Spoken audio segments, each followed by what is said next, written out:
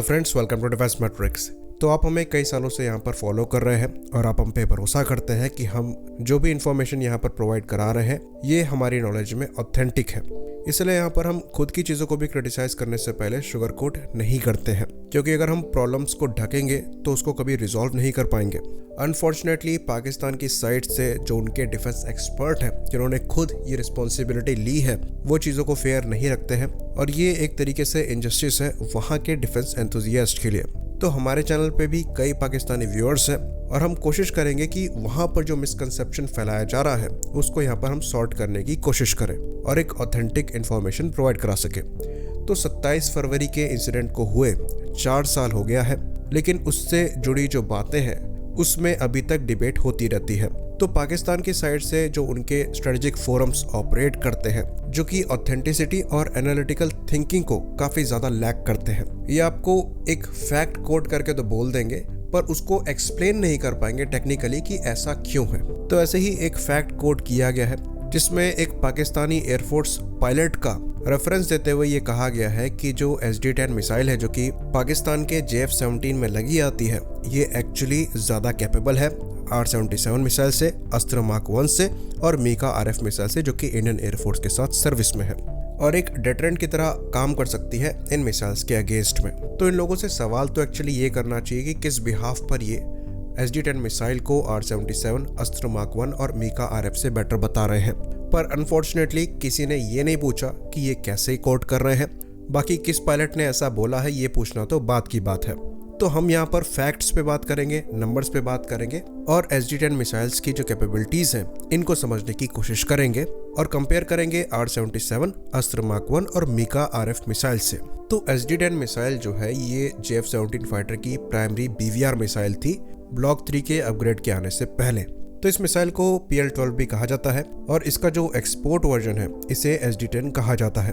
तो ये एक 180 किलोग्राम की मिसाइल है जो कि अपनी कैटेगरी में सबसे भारी मिसाइल्स में से एक है। इवन जो R-77 सेम कैटेगरी के है ये 175 किलोग्राम की है। जो AIM-120C है ये 160 किलोग्राम की है। वहीं पर जो अस्त्र मार्क 1 है 100+ किलोमीटर की मैक्सिमम रेंज वाली कैटेगरी मिसाइल्स में सबसे हल्की मिसाइल में से एक है और इसका वजन 154 किलोग्राम का है।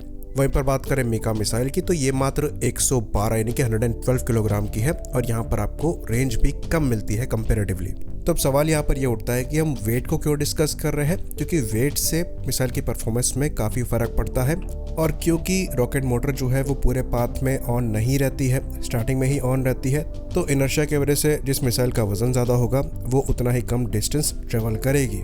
तो ये चीज़ हम आपको यहाँ पर बता दें कि इस मिसाइल को बनाने में जो असिस्टेंस है ये रशिया ने किया है और ये R-77 मिसाइल पर बेस्ड है और शुरुआत में इस मिसाइल का जो रडार सीकर है वहीं से बोरो किया गया था।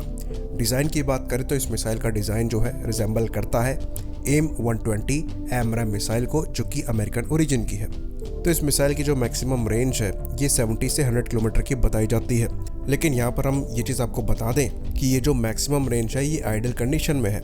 इफेक्टिव रेंज आपको 60 से 70 किलोमीटर की ही मिलेगी।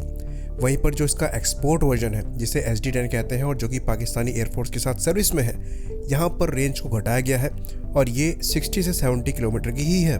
तो PL-12 की परफॉर्मेंस को AIM-120B और AIM-120C5 के बीच की बताई जाती है और जो एक्सपोर्ट वर्जन है जिसे SD-10 कहा जाता है इसकी परफॉर्मेंस आपको AIM-120B के भी नीचे मिलेगी।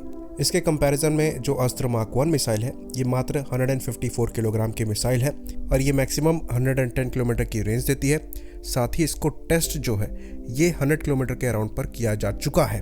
तो इसका जो इनर्शियल नेविगेशन सिस्टम है इसमें फाइबर ऑप्टिक जायरो को यूज़ किया जाता है जो कि सबसे एक्यूरेट माना जाता है और टर्मिनल फेज में ये एक्टिव रडार होमिंग को यूज़ करती है जो कि SD-10 भी यूज़ करती है। तो जो अस्त्र मार्क 1 है ये लॉक ऑन बिफोर और आफ्टर लॉन्च की कैपेबिलिटी देती है और परफॉर्मेंस में ऐसा कहा जाता है कि ये AIM-120C5 के आसपास है और कुछ मामलों में बेहतर भी है। और ये चीज़ हम खाली स्पेकुलेट करके नहीं कह रहे हैं, ये परफॉर्मेंस कैरेक्टरिस्टिक्स से कह रहे हैं। अस्त्र जो है ये लॉक ऑन बिफोर और आफ्टर लॉन्च की कैपेबिलिटी प्रोवाइड कराती है, वजन में उससे हल्की है।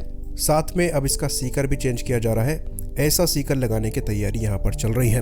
तो इस कैटेगरी में जो अस्त्र मिसाइल है ये काफ़ी ज़्यादा कैपेबल मानी जाती है। बात करें R-77 मिसाइल की, तो जैसे कि हमने डिस्कस किया, जो PL-12 है या फिर SG-10 है, ये सीकर R-77 से ही बोरो करती है। साथ ही साथ यहाँ पर जो असिस्टेंस है ये भी रशिया का था, तो R-77 के कई फीचर्स यहाँ पर आते हैं। मैक्सिमम रेंज की बात करें तो जो बेस वेरिएंट है R-77 का, ये 80 किलोमीटर की देता है। तो जो SG-10 मिसाइल है ये एक्चुअली R-77 के बेस वेरिएंट से कंपैरेबल होगी। जब बात आती है R-77-1 की, जो कि इंडिया द्वारा हाल ही में एक्वायर किए गए हैं, तो ये मिसाइल 110 किलोमीटर की मैक्सिमम रेंज प्रोवाइड कराने में सक्षम है, जिसके हिसाब से ये PL-12 से ज़्यादा कैपेबल मिसाइल है। SG-10 की यहाँ बात नहीं कर रहे हैं, यहाँ पर हम PL-12 की बात कर रहे हैं, जो कि चाइनीज़ वर्जन है। SG-10 तो इससे और भी नीचे आती है। अब बात करते हैं मीका RF मिसाइल की। तो मीका RF मिसाइल एक्चुअली इस कैटेगरी की मिसाइल भी नहीं है, मात्र 112 किलोग्राम की मिसाइल है और मैक्सिमम 60 से 80 किलोमीटर की रेंज में ये इफेक्टिव मानी जाती है। तो मैक्सिमम रेंज में इस मिसाइल में आपको थोड़ा डिसएडवांटेज मिलता है, पर ये बहुत ही ज़्यादा मनोवरेबल मिसाइल है। कहा यह जाता है कि यहाँ पर रेंज ज़रूर कम है, लेकिन अगर आप इसकी रेंज में है तो बचना भी बहुत मुश्किल है, क्योंकि ये मिसाइल हाई एनर्जी के साथ हाईली मनोवरेबल है और इसको जैम करना भी काफ़ी ज़्यादा मुश्किल है। तो बियॉन्ड विजुअल रेंज यानी कि BVR मिसाइल के साथ एक काफ़ी इंपॉर्टेंट चीज़ है जो हम भूल जाते हैं, और वो ये है कि यहाँ पर जितनी ज़्यादा रेंज होगी हिट प्रोबेबिलिटी उतनी कम हो जाएगी। तो किसी भी मिसाइल की रेंज 110 या फिर 120 किलोमीटर हो, इसका मतलब ये नहीं है कि उस रेंज में टारगेट को हिट कर ही देगी। इन मिसाइल्स की जो इफेक्टिव रेंज है ये उससे काफ़ी ज़्यादा कम होती है। अगर मिसाइल की मैक्सिमम रेंज 100 किलोमीटर बताई जा रही है, तो इसकी मैक्सिमम इफेक्टिव रेंज आपको 50 से 60 किलोमीटर की ही मिलेगी, और वही यहाँ पर रियलिस्टिक रेंज बताई जाती है। तो 27 फरवरी के इंसिडेंट को बार बार कोट किया जाता है, डिस्कस किया जाता है। तो एक रीज़न है जिसकी वजह से एक भी PL-10 मिसाइल उस दिन फायर नहीं करी गई थी JF-17 द्वारा, क्योंकि वो PL-10 की कैपेबिलिटी को जानते थे और वो कोई रिस्क नहीं लेना चाहते थे, इसलिए उनके द्वारा रिलायबल AIM-120C5 यूज़ करी गई। और फैक्ट को अगर हम एक्सेप्ट करें तो ये हमें मानना ज़रूरी है कि AIM-120C5 उस टाइम पर हमारी जितनी भी BVR मिसाइल्स थी उससे ज़्यादा कैपेबल मिसाइल थी, चाहे वो R-77 हो, चाहे वो मीका RF मिसाइल हो।